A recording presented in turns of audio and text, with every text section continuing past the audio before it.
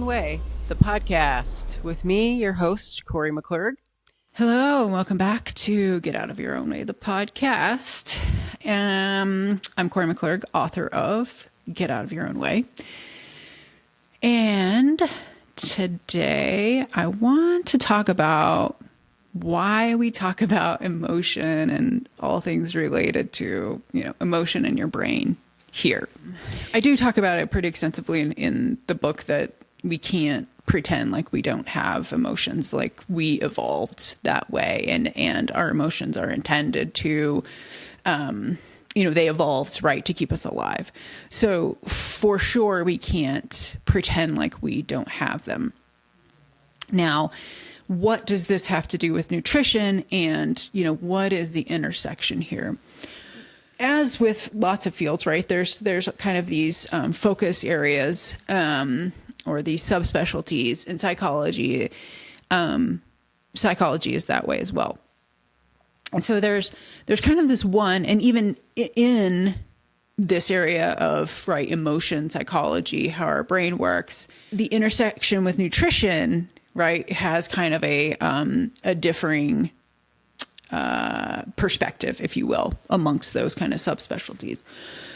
So on one hand, we have this idea in evolutionary psychology that really we are driven to eat what we eat because we are now, because of 2 million years of human evolution, we're hardwired to eat the most calorically dense food in our environment. And there's no doubting that.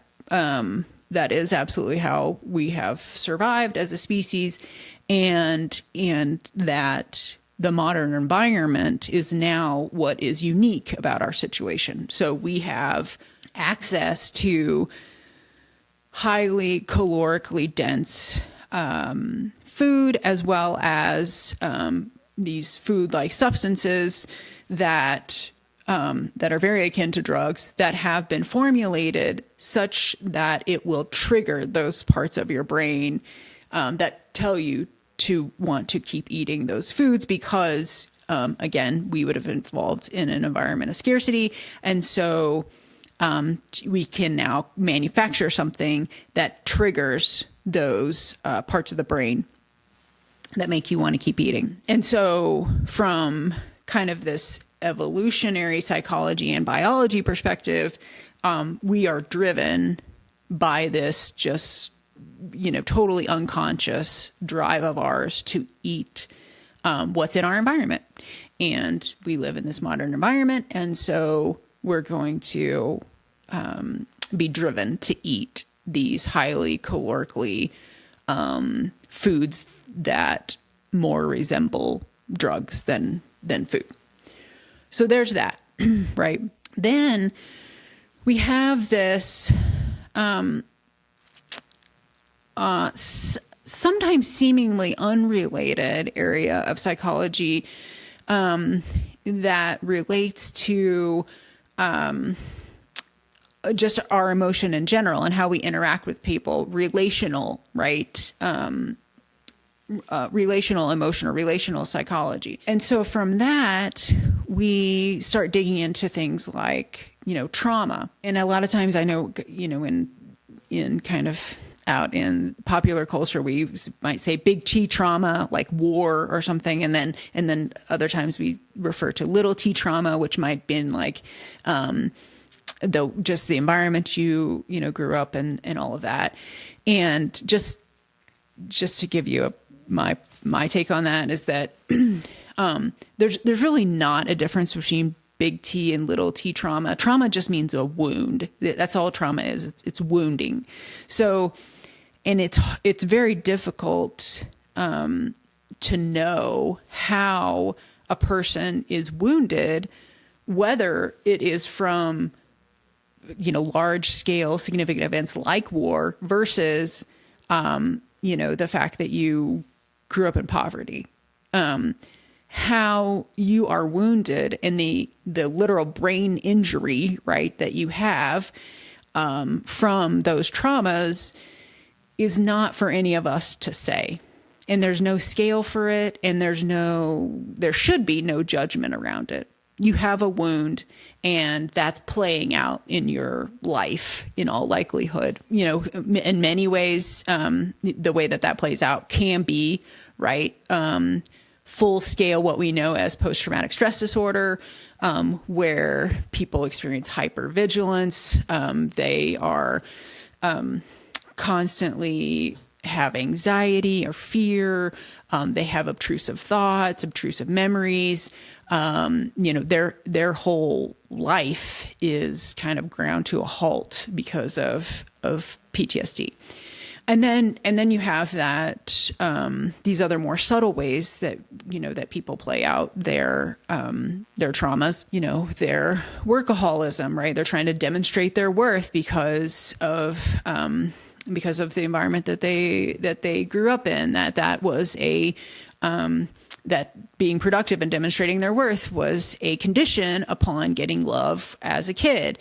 So these things play out as much as I know some of us don't want to believe that that's what happens.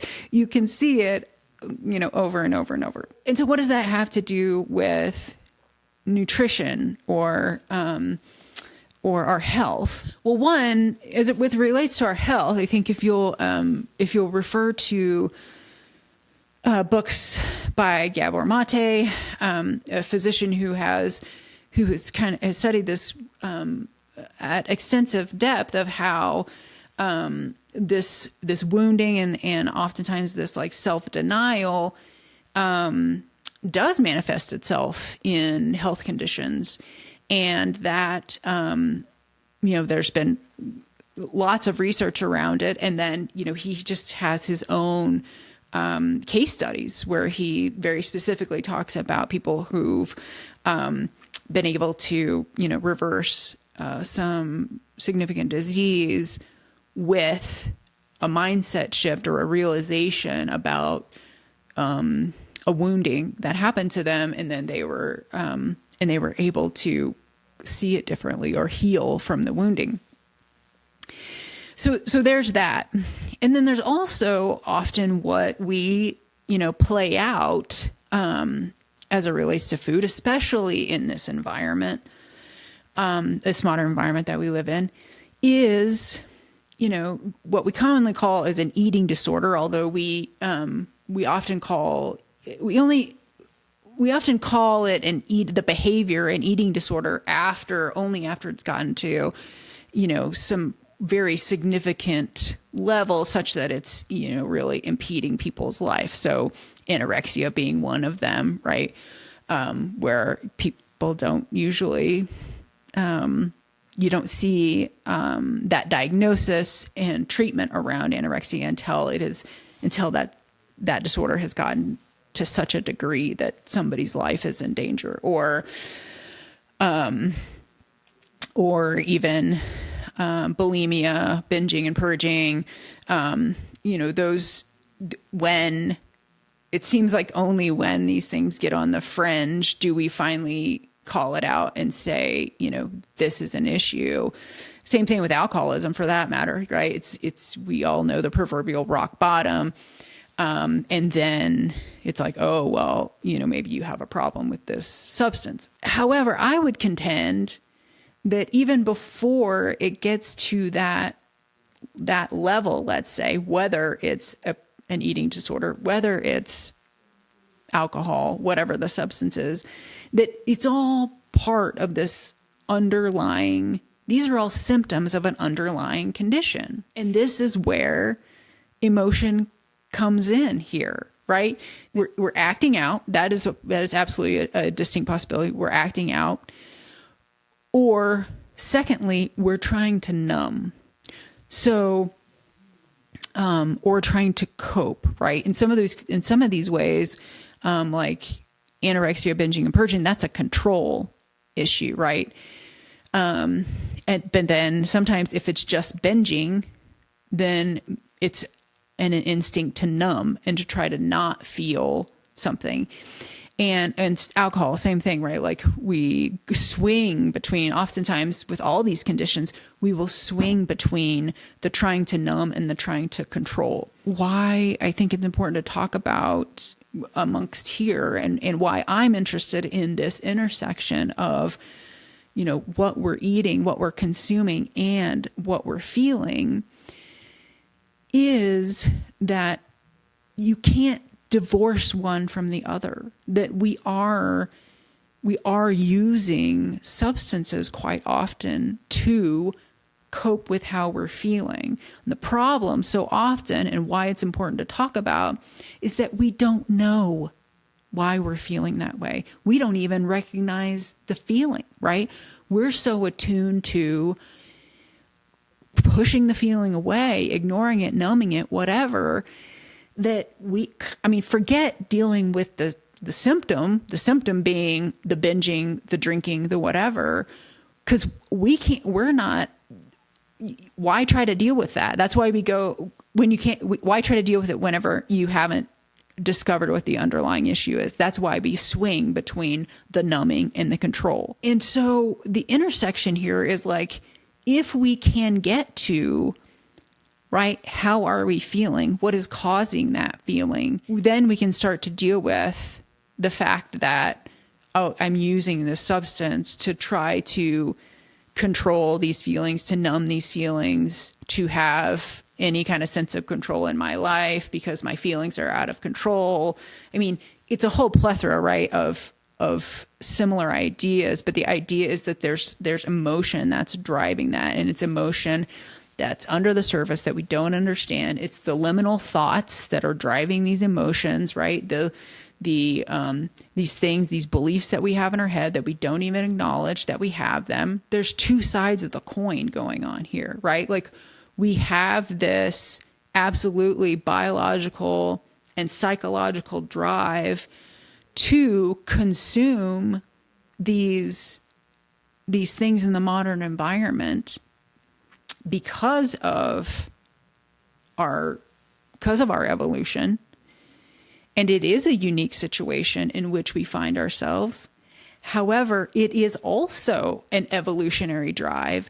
The fact that these emotions are driving us to use the modern environment to numb these out. And the fact that, the wounding happened, for example, that also is not an anomaly, right? We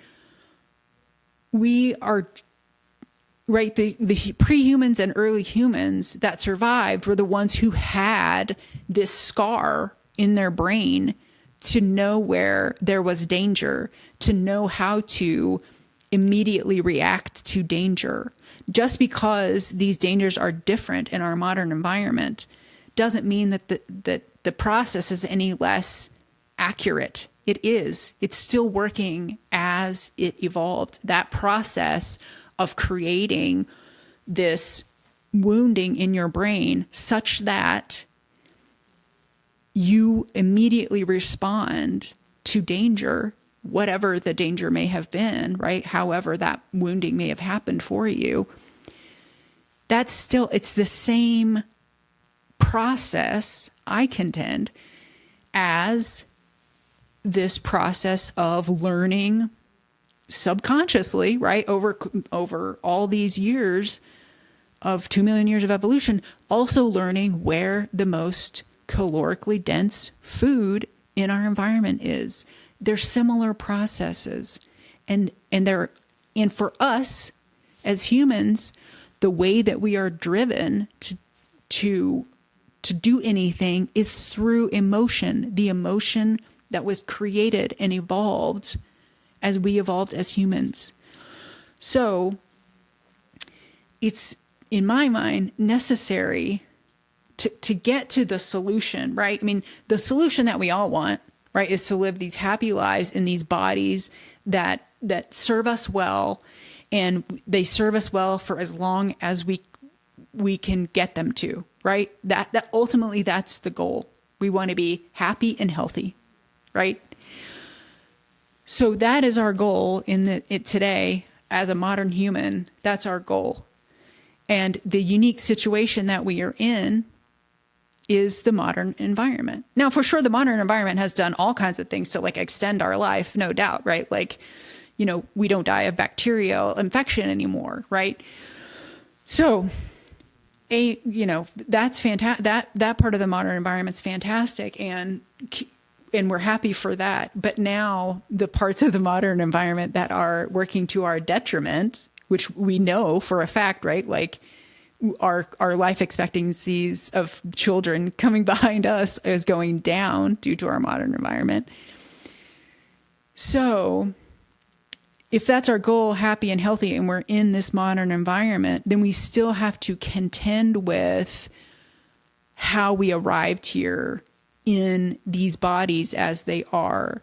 And how we arrived here is with this slew of emotion, these things that are driven, that we're driven by unconsciously, many of which just came with the body, came with the brain over 2 million years of evolution.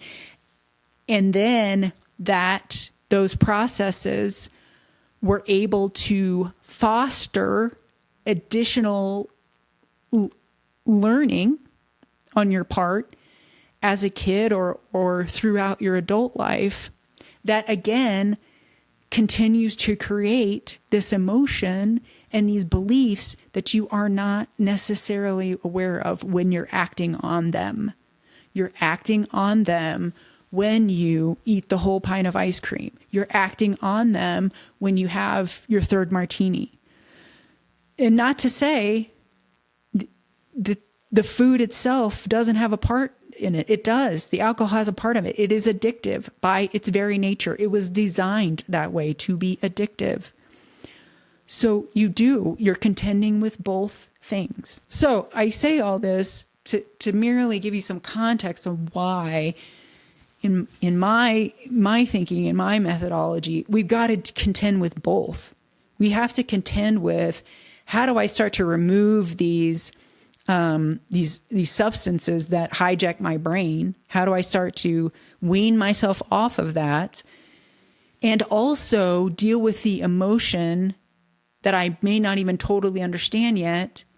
What do I do with that? How do I process that in parallel, right? How do I become aware of what is going on so that now I have some hope of trying to take another step forward in this process and this goal of living a long, happy, healthy life? So I say all that, again, to give you some context of what we're doing here, why I think all these things are important, and why I think that all these topics are so relevant to that end goal of living a long, happy life. So I hope that is helpful. We will continue to talk more about all of these things, and I'll see you again next time.